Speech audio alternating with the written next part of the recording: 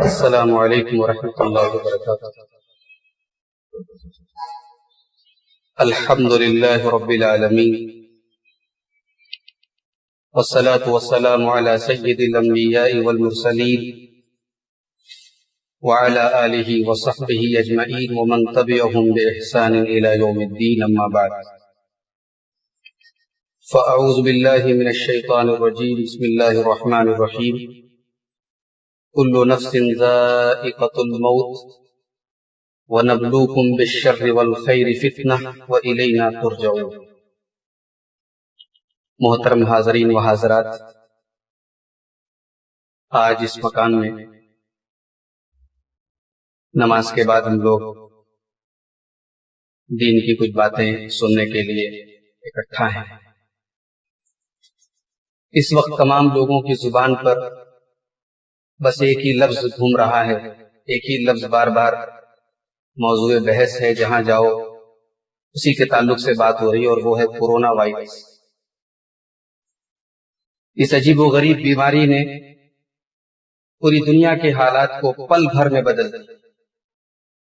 پچھلے 20 دنوں سے تقریباً ہمارے ملک میں لوگوں کے کاروبار بند ہیں، روزی روٹی کے وسائل بند ہیں، آمد و رفت بند ہے، لوگ گھروں میں قید ہیں،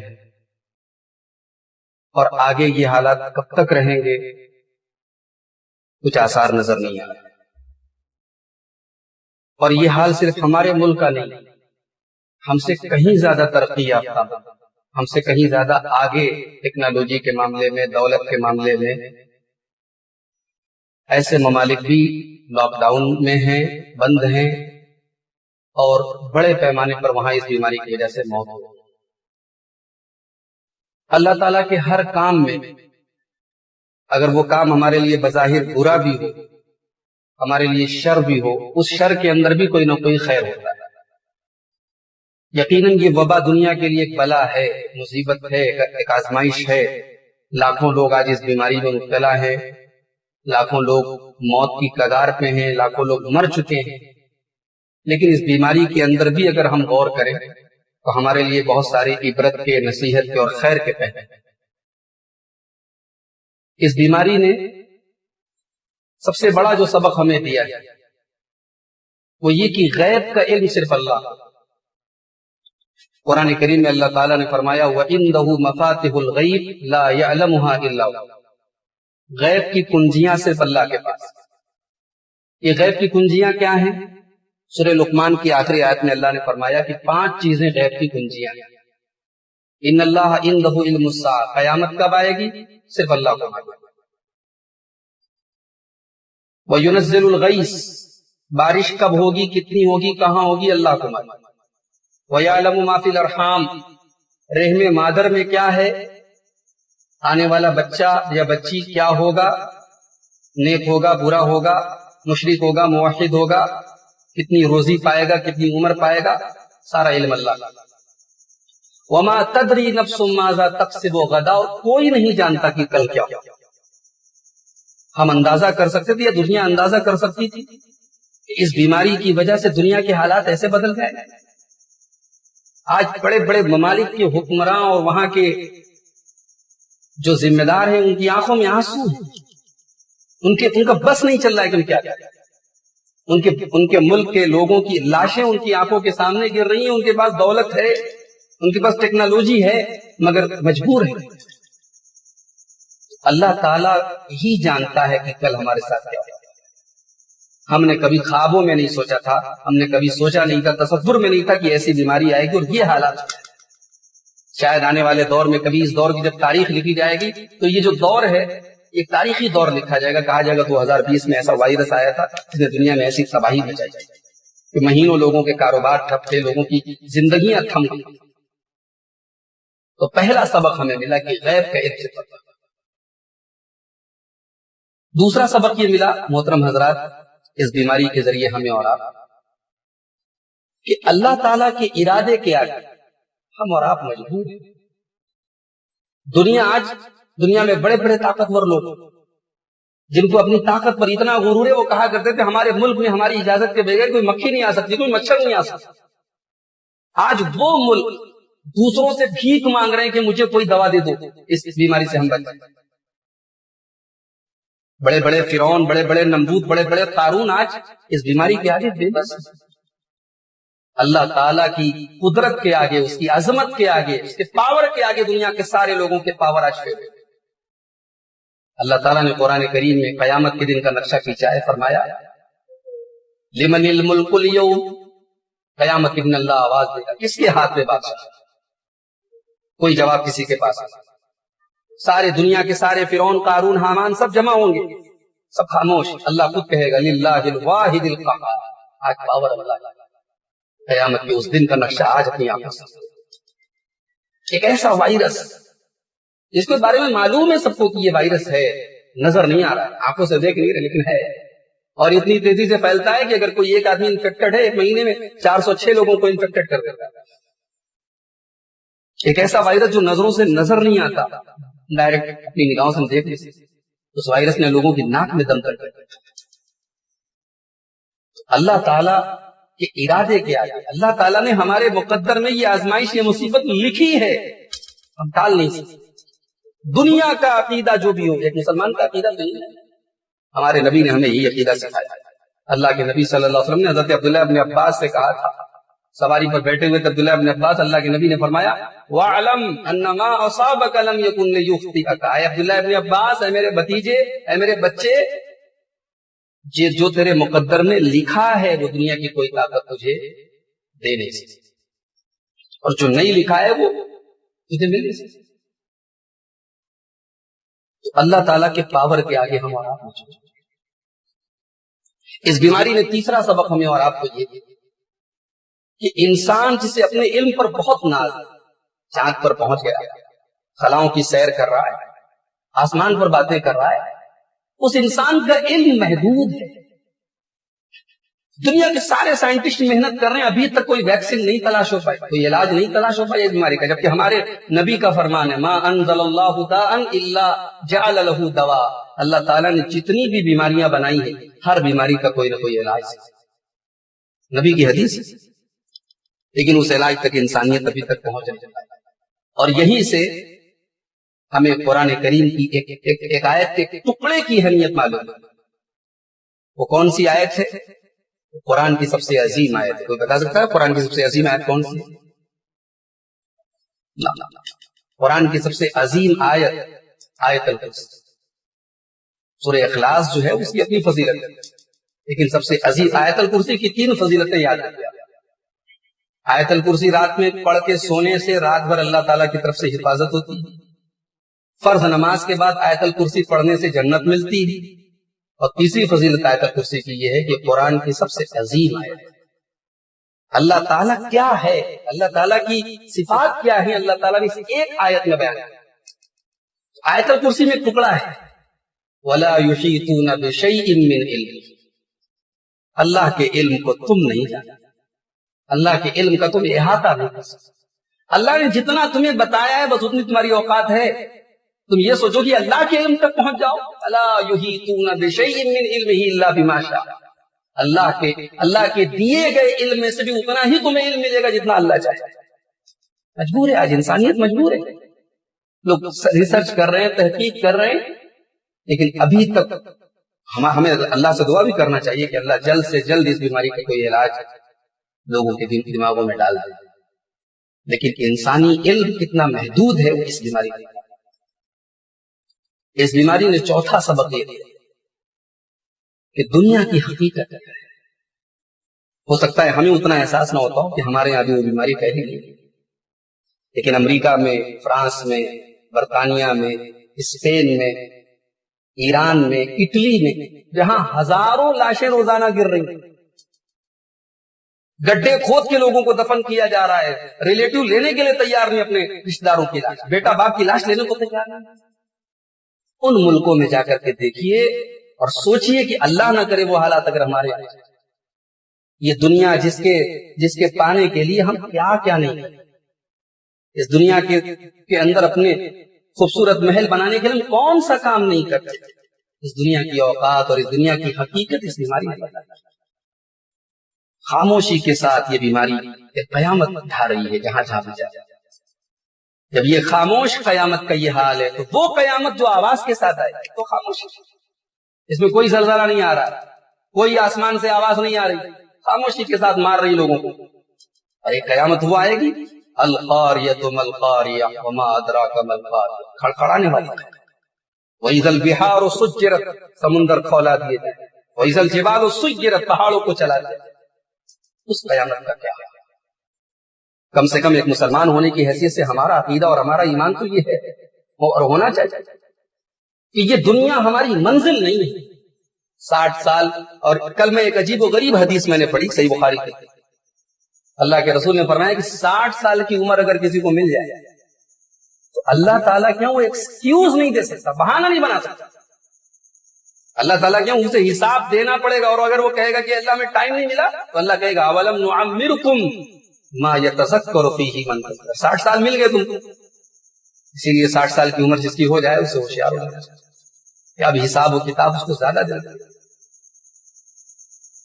میرے بھائیوں، دنیا کی حقیقت کیا ہے یہ اس بیماری میں ہے. یہ سارے شراب کھانے اور ناچ گانے کے اڈے سب بند ہیں، سارے سینما ہال بند ہیں، سارے شاپنگ مال بند ہیں، سارے بازار کی رونقیں بند ہیں. نیو یارک اور نئی دلی اور بمبئی اور دنیا کے جتنے ترقی یافتہ شہر ہیں سارے کے سارے سناٹا پڑا. کچھ ایسا ہی سناٹا قیامت، کچھ ایسے حالات قیامت کے دن ہوں. قیامت کی حقانیت اور دنیا کی اوقات اور دنیا کی حیثیت کی بیماری نہیں ہوگا. فرانس کے ایک ڈاکٹر نے لکھا کہ میں کورونا کے مریض کا علاج کر رہا تھا اور جب ہمیں یقین ہو گیا کہ اس کا آخری ٹائم ہے، اس نے ایک تمنا اور ایک خواہش کا اظہار کیا کہ میں اپنے بچوں سے ملنا چاہتا ہوں. اس نے کہا کہ ہم نے پورے اس کے کمرے کو سینیٹائز کیا، سارا ایسا انتظام کیا کہ جو لوگ آئیں ان کو انفیکشن نہ ہو. اور پھر ہم نے اس کے گھر والوں کو فون کیا، اس کے بچوں کو فون کیا کہ آپ کا باپ آخری ٹائم میں آپ سے ملنا چاہتا ہے. فرانس کا ڈاکٹر ہے، نام مجھے بر وقت یاد نہیں آ رہا ہے، اور معتبر رپورٹ. اس نے انکار کر دیا، اس کے بچوں نے انکار کر دیا کہ مجھے نہیں ملنا ہے اپنے باپ سے. یوم یفر المرء من اخیہ وامہ وابیہ وصاحبتہ وبنیہ، قیامت کا دن ہوگا، آدمی اپنے باپ کو دیکھ کر بھاگے گا، اپنی ماں کو دیکھ کر بھاگے گا، اپنے بھائی کو دیکھ کر بھاگے گا. وہ ہم نے قیامت کے دن کے بارے میں پڑھا ہے، وہ آج دنیا میں نظر آ رہا ہے. یہ بیماری ہمیں دنیا کی حقیقت بتاتا ہے. بہت ہم نے دنیا کے پیچھے اپنی آخرت کو برباد کیا ہے. ہمارے محلے میں، ہمارے گھر میں بمبئی کے ایک مہمان آئے ہیں، 20 دن سے وہ پھنسے ہوئے ہیں، ان کا بس نہیں چل رہا ہے وہ کیسے اڑ کے اپنے گھر چلے گئے. وہ اپنے آپ کو کبھی تنہائی میں ہوتے ہیں، آنکھوں سے آنسو آ جاتے، رونے لگتے. حالانکہ ایسا نہیں ہوا، یہاں ان کو بہت تکلیف ہے، لوگ اچھی طریقے سے خاطر بات کر رہے ہیں، کھلا رہے ہیں، لیکن ایک احساس ہے یار یہ میرا گھر نہیں ہے، کتنے دن تک یہاں رہوں گا، میں پھنسا ہوں یہاں، میں مسافر ہوں. ایک مسلمان کو، ایک مومن کو بھی دنیا میں ایسی ہی زندگی گزارنے کو اللہ کے نبی نے فرمایا کن فی الدنیا کأنک غریب، دنیا میں پردیسی کی طرح رہو. دنیا میں ایسے مت رہو کہ بس یہی رہنا ہے. تو کیا نہیں کرتے دنیا میں، تو سمجھتے ہمیشہ یہی رہنا ہے. اس بیماری نے بتا دیا ہمیشہ نہیں رہنا ہے، ہم جب چاہیں گے بلا لیں گے. اس بیماری دنیا کی اوقات بتاتا ہے، دنیا کی حقیقت. وَالْحَيَاةُ الدُّنْيَا إِلَّا مَتَاعُ الْغُرُورِ، یہ دنیا دھوکے کا سفر. بڑی اچھی لگ رہی تھی دنیا، لگ رہا تھا یار ہمارے پاس پیسہ، ہم کچھ بھی کر سکتے ہیں. آج سب کچھ ہم کچھ نہیں کر سکتے، بے بس ہیں، کمزور ہیں. کس کے آگے کمزور ہیں؟ کوئی حکومت ظلم کر رہی ہے، اللہ کی طرف سے ایک ایسی مخلوق جو ہمیں نظر بھی نہیں آ رہی، اس نے ہمارے ہاتھ پاؤں باندھے. ہم اپنی مرضی سے گھر سے نہیں نکل سکتے، شہر نہیں چھوڑ سکتے، محلہ نہیں چھوڑ سکتے. اس بیماری نے ایک سبق یہ بھی دیا کہ یہ مصیبت آئی ہے تو مصیبت سے نجات دینے والا بھی اللہ ہے. دنیا کی نظر تو بس اس پر ہے کہ کسی طریقے سے دوا مل جائے، ماسک پہن کے نکل جائیں، سوشل ڈسٹینس بنا لیں، ڈاکٹروں کی رائے پر عمل کر لیں، بیماری سے بچ جائیں. ٹھیک ہے، یہ سارے کام ہم بھی کریں، لیکن ہمارا ان تمام چیزوں کے ساتھ ایک چیز پلس کر لیجیے. ہمارا ایمان یہ ہے کہ اللہ جب تک نہیں چاہے گا یہ بیماری، اس لیے ہمارا تعلق اللہ کے ساتھ. جمعہ کا دن تھا، میں ممبر پہ کھڑا ہوا، میرے سامنے 3 لوگ تھے. اس مسجد کو میں نے ہمیشہ نمازیوں سے جمعہ کے دن بھرا دیکھا. اس مسجد میں ممبر پہ کھڑے ہو کے جب میرے سامنے 3 لوگ تھے، میں رویا تو نہیں لیکن میرا دل رو رہا. اور اسی ممبر پہ کھڑے ہو کے میں نے اللہ سے دعا کی کہ ہم لوگ بہت کمزور ایمان ہیں، تو اتنا مت آ سکتا،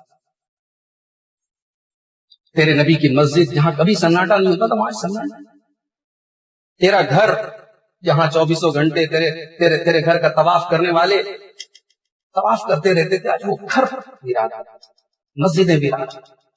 کبھی ہم نے سوچا تھا یہ دن آیا؟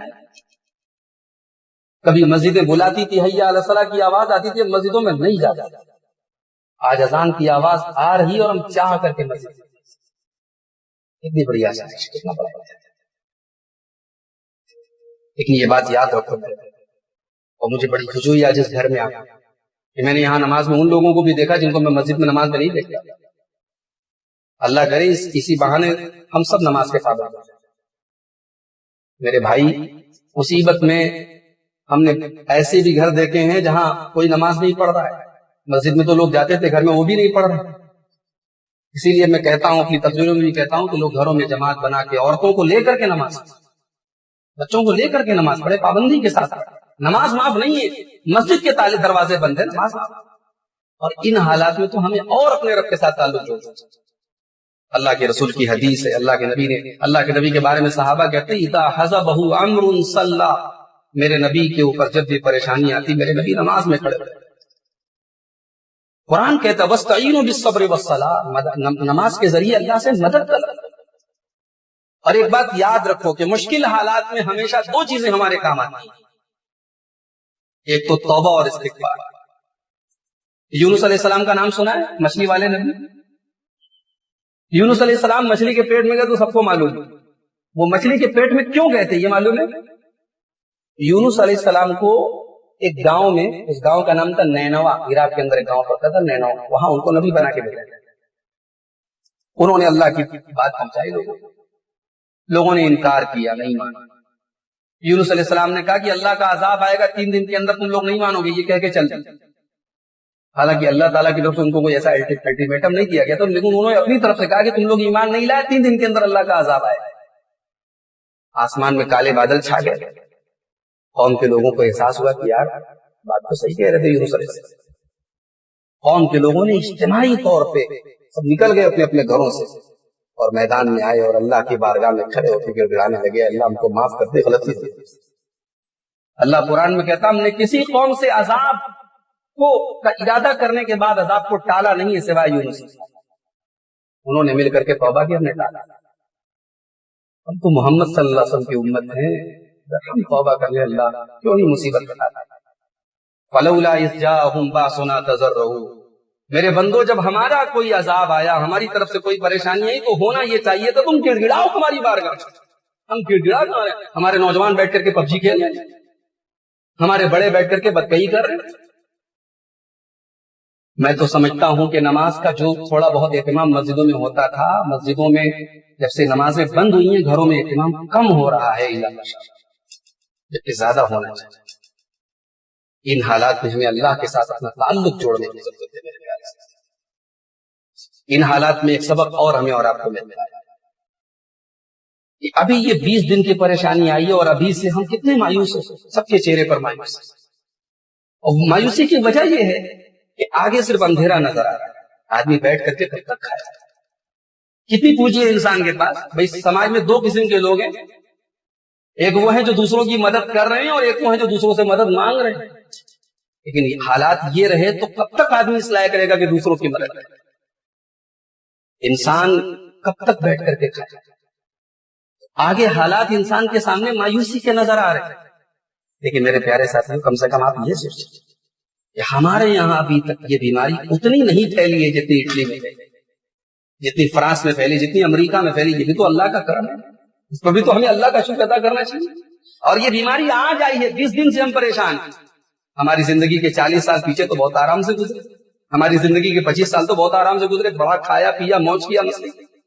احساس یہ ہوا کہ انسان کے اوپر جب مصیبت آتی ہے بہت گھبرا جاتا ہے، اور جب نعمت ملتی ہے تو اللہ کا ویسا شکر ادا کرتا ہے۔ ہمارے پاس جب چین کی ہمیں 2 ٹائم کی روٹی ملتی ہے اور ہمارے بدن میں کوئی بیماری نہیں ہوتی، ہمیں اللہ کا شکر ادا کرنا چاہیے، دنیا کی سب سے بڑی دولت ہمیں مل گئی۔ پیارے نبی کی حدیث ہے، اللہ کے نبی صلی اللہ علیہ وسلم فرمایا، پیارے نبی صلی اللہ علیہ وسلم فرمایا من اصبح منکم آمنن فی سربہ معافن فی جسدہ، اگر آدمی اپنے گھر میں ہے اور اس کے بدن میں عافیت ہے، کوئی بیماری نہیں اور چین سے اپنے گھر میں، اندہ قوت یومہ، اور اس کے پاس اس کے کھانے بھر کی غذا ہے، فکأنما، اللہ کے نبی نے فرمایا کہ گویا اس کے لیے دنیا کی ساری دولت اکٹھا، سب کچھ مل گیا اس کو۔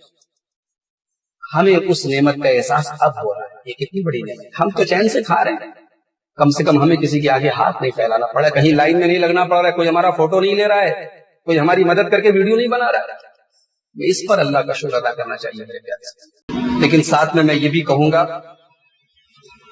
کہ ہمیں اللہ تعالیٰ سے خیر کی امید رکھنی چاہیے۔ ہمارے نبی نے ہمیں سکھایا کہ ہمیشہ اللہ تعالیٰ کے ساتھ حسن ظن رکھو۔ آپس میں لوگ بیٹھ کر کے ڈسکس کرتے رہتے کتنے لوگ مرے، کتنے لوگ کا گراف بڑھا، یہ بیان کرنے کی چیز نہیں ہے میرا۔ ٹھیک ہے آپ کے پاس انٹرنیٹ ہے، موبائل ہے، آپ نے چیک کر لیا، دیکھیے، یہ بہت زیادہ شیئر کرنے کی اور بتانے کی اور بیان کرنے کی چیز نہیں ہے۔ ایک دوسرے کو حوصلہ دینا سیکھو، ایک دوسرے کو ہمت دینا سیکھو، ایک دوسرے کو تکلیف میں اور ٹینشن میں مت مبتلا کرو۔ ہمارے نبی نے ہمیں تعلیم دی کہ مومن جو ہوتا ہے وہ متفائل ہوتا ہے۔ متفائل کا مطلب ہمیشہ اچھی بات کرتا ہے، لوگوں کا حوصلہ بڑھاتا ہے، خیر کی امید رکھتا ہے۔ تو ان حالات میں ہمیں خیر کی امید رکھنی چاہیے، اور ساتھ ہی ساتھ ہمیں اور آپ کو جو بھی اسباب ہیں، جو بھی ڈاکٹر کا کہنا ہے، جو بھی ماہرین صحت کا کہنا ہے، ان تمام باتوں پر ہمیں اور آپ کو عمل کرنا چاہیے۔ بہت افسوس ہوتا ہے جب ہم دیکھتے ہیں کہ ہمارے محلوں میں، ہمارے سوسائٹی میں، خاص طور سے مسلمانوں کے معاشرے میں لاپرواہی ہے۔ ابھی آج میں نے ایک نیوز پڑھی کہ بنگال میں، مرشد آباد میں جمعہ کے دن کل بہت بڑی تعداد میں لوگ اکٹھا ہوئے۔ کیوں؟ تمام دنیا کے بڑے بڑے علماء نے، جن کی زندگیاں قرآن اور حدیث کے مطالعے میں گزری، انہوں نے ان حالات میں فتویٰ دیا ہے کہ نہیں صاحب، جماعت سے نماز پڑھنے کی کوئی ضرورت نہیں ہے آپ کو مسجد میں، آپ اپنے گھر میں جماعت بنا کے بھیڑ مت اکٹھا کیجیے۔ یہ بیماری خطرناک ہے، مذہب دیکھ کے نہیں پھیلتی ہے۔ یہ جن لوگوں نے یہ کہا کہ نمازیوں کو نہیں ہوگی، بے وقوف ہے وہ۔ صحابہ کے دور میں طاعون کی بیماری پھیلی، 25,000 صحابہ مر گئے، کیا وہ نمازی نہیں تھے؟ 25,000 صحابہ شہید ہو گئے سن 18 ہجری، طاعون کی بیماری۔ تو بیماری نیکی اور تقویٰ دیکھ کر کے بیماری پلٹ جائے، ایسا نہیں ہے۔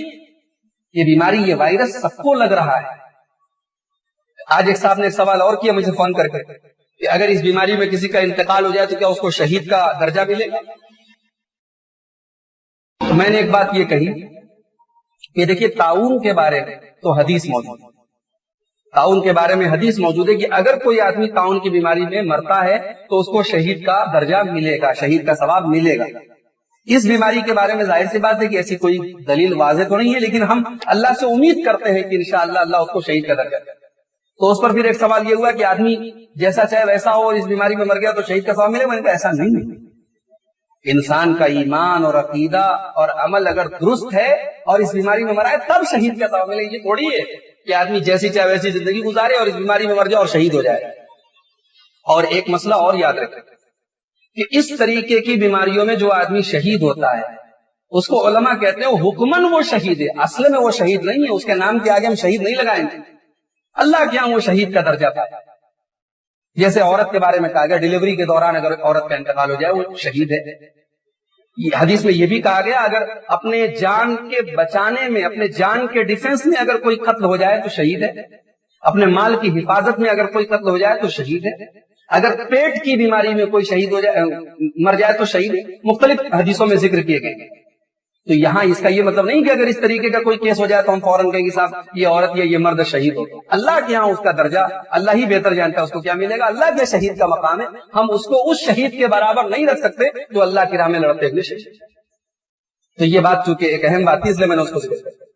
تو اسباب ہم اختیار کریں جو احتیاط ہے، گھر سے باہر بلا ضرورت نہ نکلیں، ہاتھ صاف رکھیں، سوشل ڈسٹینس قائم رکھیں، گھروں سے نکلیں ماسک لگا کر کے نکلیں۔ اور ہماری شریعت نے ہمیں تعلیم دی۔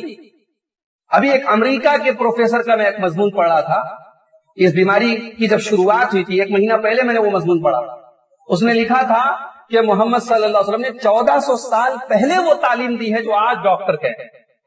1400 سال پہلے ہمارے نبی نے کہا کہ 5 ٹائم وضو کرنا، 1400 سال پہلے ہمارے نبی نے کہا کہ پاکی آدھا ایمان ہے.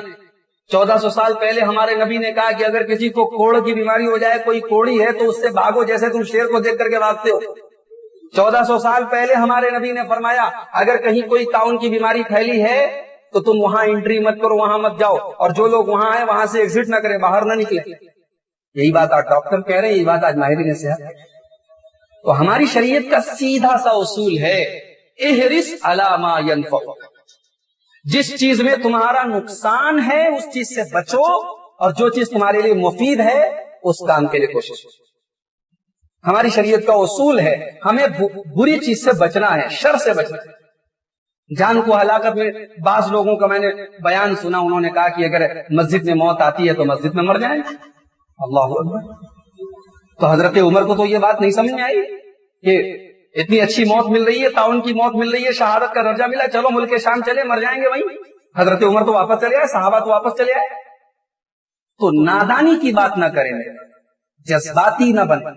ابھی تک میں بہت سارے لوگوں کو دیکھتا ہوں کہتے یار اس بیماری میں کوئی سازش ہے, حکومت کی کوئی سازش ہے, فلانے کی کوئی سازش ہے. اللہ کے واسطے اپنا دماغ اتنا لگانا بند کرو. پوری دنیا ٹھپ پڑی ہے, دنیا کے بڑے بڑے ملک ٹھپ پڑے ہیں, زندگیاں رکی ہوئی ہیں, اور آپ ابھی تک سازش ہو جائیں. سازش مت تلاش کیجیے بھائیو, بس اللہ سے دعا کیجیے. اللہ ہی اس مصیبت سے ہم سب کو نکال سکتا ہے. اور یہ بیماری ہمیں احساس دلا رہی ہے کہ اللہ کی ضرورت ہے. انسان جتنی ترقی کر لے, جہاں بھی چلا جائے, یہ بیماری اس کو یاد دلا رہی کہ تجھے تیرے رب کی ضرورت ہے. آئیے ہم اللہ سے دعا کریں, اللہ اس بیماری سے ہم سب کو جلد سے جلد نجات عطا فرمائے. اللہ اس بیماری سے, اس بلا سے, اس وبا سے ہم سب کو نجات عطا فرمائے. اور جہاں بھی یہ وبا پھیلی ہوئی ہے اللہ تعالیٰ وہاں کے لوگوں کو اس بیماری سے نجات دے, اور جو اب تک اس بیماری میں انتقال ہوا ہے اہل ایمان کا, رب العالمین ان کی مغفرت فرمائے. رب العالمین ہماری مسجدوں کی رونق لوٹا دے. اے اللہ حرمین کی رونق لوٹا دے. اللہ ہم کمزور ایمان والے لوگ ہیں, ہم مسجدوں سے اتنے دنوں تک محروم رہے اور پتہ نہیں کب تک محروم رہیں گے. اے اللہ ہمیں مسجدوں میں سجدہ کرنے کی لذت دوبارہ لوٹا دے. اے اللہ طواف کرنے والے, عمرہ کرنے والے, حج کرنے والے, آج ان کے دلوں پر چھریاں چل رہی ہیں, ان کے ارادے, ان کے ارمانوں کا خون ہو گیا. اے اللہ جو تیرے گھر کا طواف کرنے کی نہ جانے کتنے زمانے سے حسرتیں رکھتے تھے, آج ان کی حسرتیں ان کے دلوں میں دفن ہیں. اے اللہ اپنے ایمان والے بندوں کی ان حسرتوں کو تو دفن نہ ہونے. اے اللہ اپنے گھر کی اور حرمین کی اور اپنے نبی کی مسجد کی رونق لوٹا دے. اے اللہ ہماری مسجدوں میں جمعہ اور جماعت دوبارہ سکون کے ساتھ اور عافیت کے ساتھ ہم سب کو قائم کرنے کی توفیق عطا فرما. اے اللہ ہمارے گھروں کو, ہمارے بال بچوں کو, ہمارے اہل و عیال کو اس بیماری سے, اس وبا سے نجات عطا فرما. اس بیماری کے ایام میں ہمارے جو مظلوم, مجبور اور بے بس لوگ ہیں, جن کے پاس وسائل نہیں ہیں, جن کے پاس اس لائق نہیں ہے کہ اپنے گھر کا خرچ چلا سکیں, اے اللہ تو اگر ہمیں اتنا تو نے نوازا ہے تو ہمیں ان کی مدد کرنے کی توفیق عطا فرما. اے اللہ تو ہمارے کاروبار میں جو برے نقصانات ہو رہے ہیں, ہماری معیشت پر جو برے اثرات پڑ رہے ہیں, اے اللہ جلد سے جلد ان تمام چیزوں سے ہم لوگوں کو ابھرنے کی اور نکلنے کی تو توفیق عطا فرما.